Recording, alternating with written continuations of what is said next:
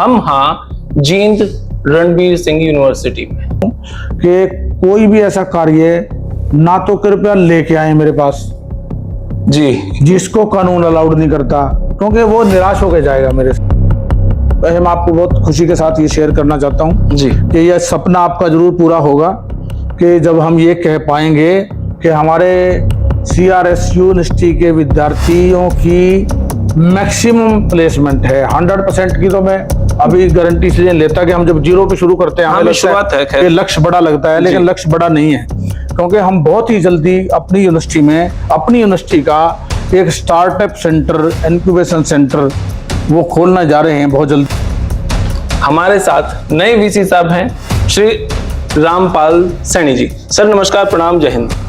नमस्कार, बहुत बहुत। सर कैसे हैं आप? बहुत बढ़िया, बहुत अच्छा हूँ। आपसे मुलाकात हुई DAV करनाल कॉलेज में सर, और तब से मैं यूं देखा करता कि भाई ये इकलौते सर हैं जो हर चीज के कॉलेज की किसी भी एक्टिविटी में पर्सनल इन्वॉल्व होते हैं।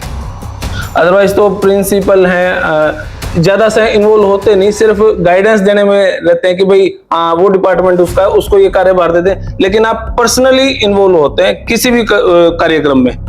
अब आपको चार्ज मिला है VC रणबीर सिंह यूनिवर्सिटी में। मैं अपने हरियाणा सरकार का शिक्षा विभाग का ये बहुत शुक्रगुजार हूँ कि उन्होंने मुझे इस उभरते हुए विश्वविद्यालय में जहाँ काम करने की और काम करवाने की बेहद संभावनाएं हैं, बहुत सुंदर संभावनाएं हैं, तो अपने आप को प्रूव करने की भी और दूसरों के साथ मिलकर के काम करने का भी एक बहुत सुनहरा मौका मैं इसको समझता हूँ। मैंने एक चीज नोट की है सर, जो गजटेड ऑफिसर है जैसे आप, मैंने आपको देखा है बच्चों के साथ बने भी रहते हैं और बच्चे कहीं ना कहीं डरते भी हैं। तो जो आप कह रहे हैं, हमें समस्या का तो हमें एक्चुअल में तब पता चलता है जब हम विद्यार्थियों के साथ थोड़ा बहुत, जहाँ तक हमारी मर्यादा अलाउ करती है जी, वहाँ तक हम सच्चाई को जानने के लिए या विद्यार्थियों की वास्तविक कोई समस्या है उसको जानने के लिए, या वो क्या चाह रहे हैं, या फिर यदि मेरे बिना उनका काम नहीं चल रहा है, मुझे ऐसा लगता है कि मुझे भी विद्यार्थियों को मोटिवेट करना चाहिए, उनके साथ खड़े होना चाहिए, या उनको आगे बढ़ने के लिए जो मेरे अंदर जो चीज़ है जो मुझे लगता है कि उनको बताने की आवश्यकता है, तो मुझे जरूर बताना चाहिए उस बैरियर को तोड़ के। हम विद्यार्थियों को एक अपने आप को मॉडल के रूप में उनके बीच में रखेंगे तो फिर हमें अनुशासनहीनता का डर नहीं रहता। जब विद्यार्थियों को ये विश्वास हो जाता है कि ये जो है व्यक्ति, ये गुरु हैं हमारे, या हमारे परिवार में कोई हमारे पिताजी हैं, हमारे ताऊ जी हैं, ये हमारे भले के लिए किसी और से लड़ भी सकते हैं और ये हमें भी डांट सकते हैं, जब हम उनको उनका ये विश्वास उनमें कायम कर देते हैं तो तब कोई खतरा नहीं है। क्या बात है सर। जब किसी नए प्रोफेसर की, नए VC की एंट्री होती है तो वो सोच के चलते हैं हम भी, भाई अब ये आए हैं कुछ नई चीज शुरू करेंगे, लेकिन चर्चाएं चली हैं कि आप जैसे ही आपने UG क्लासेस बंद कर दी शुरू करने की बजाय बंद ही कर दी आपने। फर्स्ट डे से 2014 में ये विश्वविद्यालय बना, उसमें जिन डिपार्टमेंट्स की मूल रूप से स्थापना हुई जी, उन डिपार्टमेंट्स में ना तो कोई रेगुलर टीचर है, ना आज तक 19 डिपार्टमेंट से ज्यादा ऐसे डिपार्टमेंट्स है 28 में से जिनमें ना कोई रेगुलर है, ना कोई कॉन्टेक्चुअल है। फिर आपके कोई एजुकेशन का, आपके कोई कोर्सेज का कोई फायदा नहीं है। इसलिए विद्यार्थियों को, और हमने वो कोर्स होल्ड किए हैं जिनमें ना तो विद्यार्थी हैं अभी, ठीक बात है, ना जिनमें फैकल्टी है, ना जिनके बंद करने या चलाने से कोई अभी एट प्रेजेंट जी ज्यादा एकदम से असर, लेकिन एट प्रेजेंट उसके लिए मेरे पास योजना है। ऐसे आपने लाइब्रेरी का जिक्र किया, 4-5 मंजिल है और मेरे ख्याल से हरियाणा की सबसे बेस्ट लाइब्रेरी यहाँ पे स्थापित होगी। तो क्या उस लाइब्रेरी में सिर्फ यूनिवर्सिटी के ही बच्चे होंगे, या जींद से कोई भी बच्चा अगर पढ़ना चाहे तो जो नॉमिनल फीस है उस चार्ज पे आप उनको एंट्री करवा सकते हैं? जी, हमारे विद्यार्थियों की, वैसे तो मुझे लगता है हमारा टारगेट है कि लगभग 6000 विद्यार्थी हमारे यूनिवर्सिटी में इस साल दाखिला ले लेंगे जी, जो हमें जो लगता है पिछले सालों की वजह से बढ़ती जा रही है संख्या स्टूडेंट्स की जी। तो अगर इतने विद्यार्थी ले लेते हैं रेगुलर जी, तो मेरे ख्याल से तो हमारे पास ये स्पेस मतलब ज्यादा नहीं होगा। अगर विद्यार्थी 6000 के हिसाब से, 6000 के हिसाब से, ठीक है, तो हमारे पास इतनी व्यवस्था नहीं होगी कि हम औरों को भी कह दें कि आप आके पढ़ लें। लेकिन क्योंकि जींद के जो पेरेंट्स हैं और या जींद के जो समाज के लोग हैं, ये उनकी सभी यूनिवर्सिटी है। मैं तो सबका स्वागत करता हूँ जी कि यदि वो हमारा सहयोग कर रहे हैं हर एक काम में, चाहे यहाँ के नेता हैं, चाहे सामाजिक संस्थाएं हैं, चाहे आप जैसे लोग हैं, अगर वो आके हमारी यूनिवर्सिटी को आगे बढ़ने में हमारी मदद कर रहे हैं जी, तो जो लोग मदद करते हैं, जो अपना ये भी समझते हैं कि हमारी यूनिवर्सिटी है, इसके पार्ट हैं, ठीक है जी, वो उनके बच्चे आगे यहाँ पढ़ लेंगे। पढ़ने के लिए तो किसी को कोई आपत्ति नहीं होनी चाहिए। हम ऐसी व्यवस्था भी कर देंगे, हमारी कमेटीज हैं, उसमें उचित तौर पे डिसीजन लेके कोई ऐसी व्यवस्था भी कर देंगे कि कुछ ब्लॉक ऐसे विद्यार्थियों के लिए भी हम रखवा सकें तब तक के लिए, जब तक हमारे पास जगह है, ताकि कोई भी विद्यार्थी पढ़ने वाला पढ़ ले आगे, फिर कोई दिक्कत नहीं। जी। मेरा एक सवाल बड़ा काफ़ी दिनों से मैं सोचता हूँ उसके बारे में। NLU यूनिवर्सिटी हैं जो क्लैट करके जो सरकारी यूनिवर्सिटी हैं, या फिर जो प्राइवेट स्तर पे हैं, जो बड़े स्तर पे कर रहे हैं, वो कई बार ये लिख लेते हैं कि भाई प्लेसमेंट 100%, या कोई स्टार्टअप कुछ ऐसा प्लान किया जाए। क्या आपके पास ऐसा कुछ है कि बच्चा जो आए फर्स्ट ईयर सेकंड ईयर में एडमिशन ले और वो कहीं ना कहीं आप भी ये लिखवा सके भाई हमारी यूनिवर्सिटी का कोई भी बच्चा पढ़ा हुआ। मैं एक बार HAU में गया तो बच्चे कह रहे थे कि हमारी इस यूनिवर्सिटी से हम पढ़ रहे हैं ना, क्योंकि हमारे बच्चे और भी जो आगे पढ़ के गए हैं भाई बंधु 100% नौकरी लगते हैं। क्या कोई दिन ऐसा आएगा कि CRSU से पढ़ा हुआ बच्चा ये कहेगा यहाँ से हम पढ़ के गए थे, हमारे यहाँ पे पढ़ने का फायदा ये 100% प्लेसमेंट है, या हमने कोई काम धंधा खोल लिया, स्टार्टअप जिसको मोदी जी कहते हैं। आपने बहुत ही रिलीवेंट, बहुत ही प्रासंगिक बात की है जी, क्योंकि वर्तमान जो राष्ट्रीय शिक्षा नीति है, न्यू एजुकेशन पॉलिसी है, जी जी, इसमें भी इस बात पे बहुत फोकस है, बहुत ज्यादा फोकस है इस बात पे।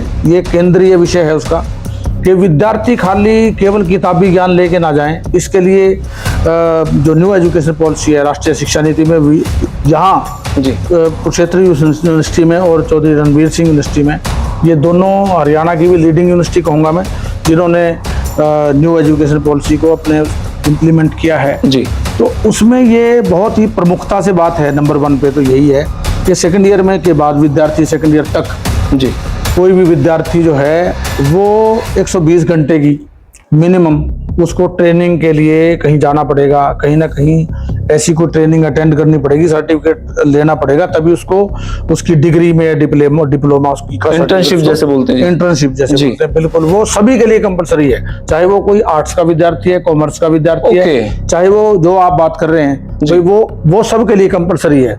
एक तो वो रोजगार और उन्मुख चीज है जो विद्यार्थियों को रोजगार के प्रति, काम करने के प्रति, किसी ना किसी स्किल के प्रति प्रेरित करती है, और वो कंपलसरी है, पार्ट है वो, ठीक है, हमारी एजुकेशन का। तब तक कोई भी डिग्री या डिप्लोमे के सर्टिफिकेट हमें नहीं मिलेगा जब तक हम वो ट्रेनिंग नहीं करेंगे, इंटर्नशिप नहीं करेंगे। एक बात तो ये होगी इंटर्नशिप वाली, वो पार्ट है, इसलिए हम उसको तो करवा ही रहे हैं जी। अब उसको कितने इफेक्टिवली हम करवा रहे हैं, कितने बढ़िया तरीके से, कितनी बड़ी कंपनीज के साथ मिलके हम विद्यार्थियों के बीच में जा रहे हैं, विद्यार्थियों के लिए कितने बढ़िया अवसर हम क्रिएट कर रहे हैं, ये डिपेंड करता है हमारे ऊपर। यूनिवर्सिटी की जो लीडिंग पावर्स हैं, जो जैसे मैं हूँ, वाइस चांसलर की क्या सोच है, रजिस्ट्रार मैडम हैं, या हमारे डीन एकेडमिक हैं, या हमारे जो ट्रेनिंग के जो डायरेक्टर हैं जी, वो मिलके अच्छी कंपनीज के साथ MOU, उसमें प्रक्रिया हमने शुरू कर दी। आज योगा डे है और हरियाणा में रणबीर यूनिवर्सिटी का योगा डिपार्टमेंट मेरे ख्याल से सबसे बेस्ट है। और समस्या यहाँ पर एक आती है सर, योगा डिपार्टमेंट है या ज्योग्राफी डिपार्टमेंट है, वो खुद पे ही डिपेंड है, वो बजटेड नहीं है, वो यहीं से बच्चों से फीस लेंगे, यहीं से ही तनख्वाह निकलेगी, यहीं से सब कुछ। उनको गवर्नमेंट की तरफ से मदद क्यों नहीं मिल पाती? मुख्यमंत्री हरियाणा ने वहां से बहुत घोषणाएं की हैं जी, कॉलेजेस के लिए, हायर एजुकेशन में विश्वविद्यालयों के लिए ये किया जाएगा, जिस तरह जो भी मदद की जाएगी, जो आप कह रहे हैं जी, सरकार की तरफ से ऐसे केंद्र भी स्थापित किए जाएंगे, कॉलेजेस में खोले जाएंगे, योगा टीचर्स की भी अपॉइंटमेंट, कोचिज को भी कि 100 कोचिज के करीब जो है, मैंने सुना था कि सरकार का ये पुरजोर प्रयास है कि इस विभाग को हम मैक्सिमम आगे जो है लेके जाएं, इसको हम सुविधाएं प्रदान करें, फंडिंग भी करें, सरकार ऐसा चाह रही है।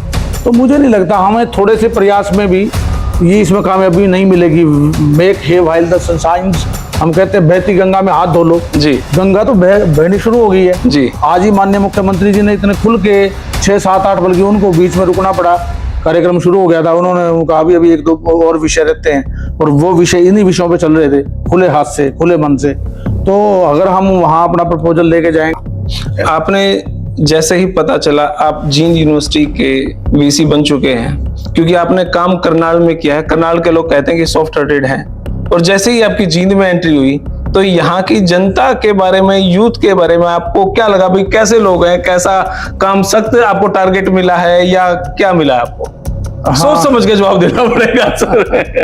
देखो, ये जो पद है, जिस पद पे मेरी नियुक्ति हुई है जी, ये बहुत ही संवैधानिक पद है। जींद की जनता ने मुझे आते ही इतना प्यार दिया। जो पेरेंट्स, मैं तो उनको यही देख रहा हूँ उनमें कि ये बच्चों के पेरेंट्स हैं जी, जिनके बच्चे पढ़ रहे हैं वो हैं, या जिनके बच्चे अभी आने वाले टाइम में पढ़ेंगे वो लोग हैं, या जिनके आगे आने वाली पीढ़ियां इस यूनिवर्सिटी में पढ़ेंगी।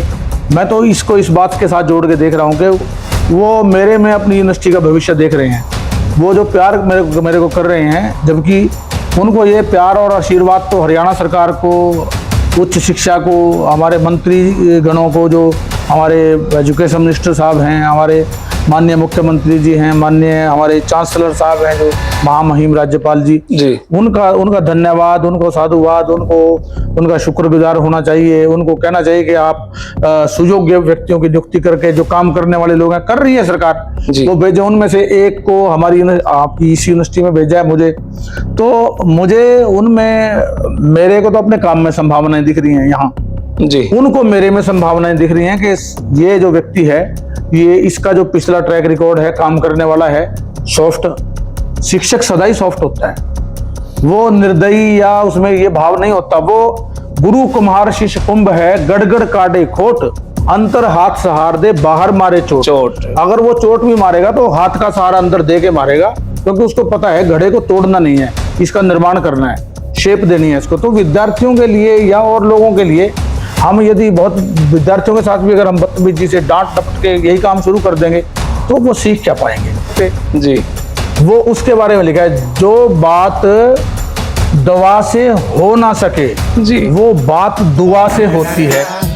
और जब कामल मुर्शद में, मुर्शद का मतलब गुरु जी, जब कामल मुर्शद मिलता है तो बात खुदा से होती है। क्या बात। इसलिए कोई भी जी, ये डिपेंड करता है इस बात पे कि आपका जो सॉफ्ट हृदय है वो कोमल हृदय ही होना चाहिए।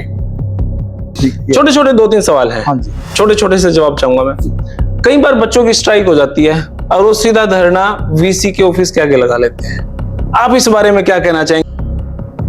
असल में क्या होता है, ग्रीवेंस होती है बच्चों की जी उनकी कोई समस्या है जी, उसका समाधान जहां से समस्या आ रही है वहीं पे होना चाहिए। ठीक है।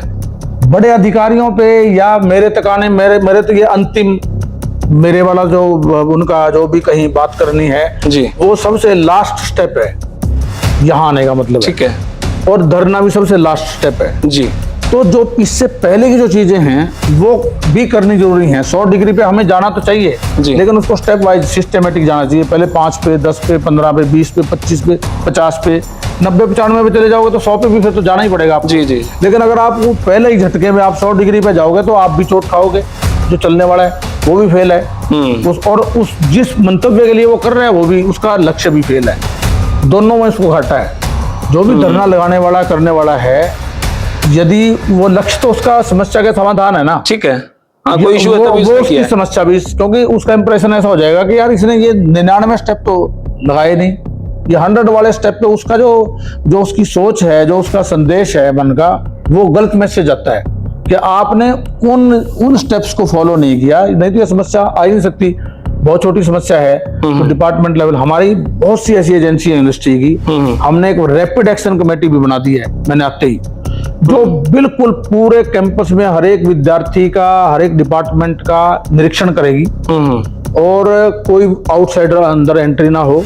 विद्यार्थी क्लास लगा रहे हैं नहीं लगा रहे हैं, मैंने बहुत सी चीजें उसमें डिफाइन की हैं, वो निरीक्षण करेंगे। नंबर 1, ठीक है जी। विद्यार्थी को कोई समस्या है, मैं अभी सजेशन बॉक्स लगवा रहा हूँ, जैसे कैंटीन में सजेशन बॉक्स होगा, जैसे हॉस्टल में सजेशन बॉक्स होगा, जैसे इधर कहीं गर्ल्स हॉस्टल में सजेशन बॉक्स होगा, कोई और यहाँ एडमिनिस्ट्रेटिव ब्लॉक में बाहर वाली साइड में कहीं, तो बॉक्स कब खुला एक तो हाँ उसको एक तो वो बॉक्स होगा जी। एक तो विद्यार्थी अपने लेवल पे अपने टीचर्स से, जैसे किसी डिपार्टमेंट की समस्या है विद्यार्थियों की, वहाँ हर एक डिपार्टमेंट का चेयरमैन है, चेयरपर्सन है, वहाँ बात करें, वो वहाँ रिजॉल्व नहीं होती है, उसके बाद डीन ऑफ एकेडमिक अफेयर्स है, कोई ऐसी समस्या है तो वहाँ आ जाए, और बिल्कुल लास्ट में इतने स्टेप्स के बाद भी अगर कोई चीज नहीं होती है तो वो मेरे से बात कर लें, कोई दिक्कत नहीं है, मैं करूंगा।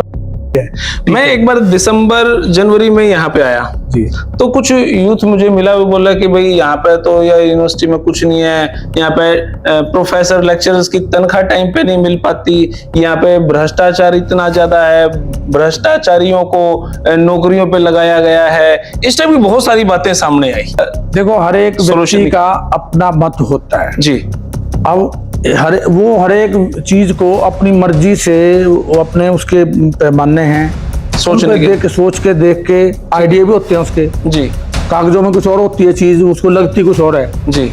अब इस बात पे मैं और तो ज्यादा कोई बात टिप्पणी नहीं कर सकता, क्योंकि अब जो मैं काम करूंगा हमारी ये बंदिश है कि हम कानून के दायरे में ही कर सकते हैं काम जी। उसके लिए बाकायदा सिलेक्शन कमेटीज होती हैं, वहाँ फिर सरकार के नुमाइंदे हैं, उसमें बहुत उसमें रिसर्च वर्क हैं और चीजें हैं। जब एक दो साल से तनख्वाह नहीं मिली, ऐसा कुछ है, पाया है आपने, सोल्यूशन निकाला है? कुछ एक दो कर्मचारी थे जिनकी किसी वजह से रुकी हुई थी 26 महीने की, वो मैंने आते ही रिलीज की। सरकार तो महीनों, हाँ वो तो देखो वो अधिकार है, जो आदमी काम कर रहा है उसको तो महीने के बाद सैलरी मिलनी चाहिए। ये तो इस पे तो कहीं ना कहीं गड़बड़ थी जो भी थी वो, लेकिन हमने उसको तुरंत प्रभाव से, मैंने आते ही पहले दिन जिस दिन मैंने ज्वाइन किया मैंने आते ही वो काम किया कि और काम हम बाद में देखेंगे, पहले पे करें। और जो इश्यूज हैं वो जो जैसे फेक ज्वाइनिंग का इशू चलता है, कई बार ऐसा सुनने में आता है। अब इस बात पे जो आप बात कर रहे हैं जी, ऐसे कोई ज्वाइनिंग हो नहीं सकती, मतलब ये कहीं हमने तो सुना देखा नहीं है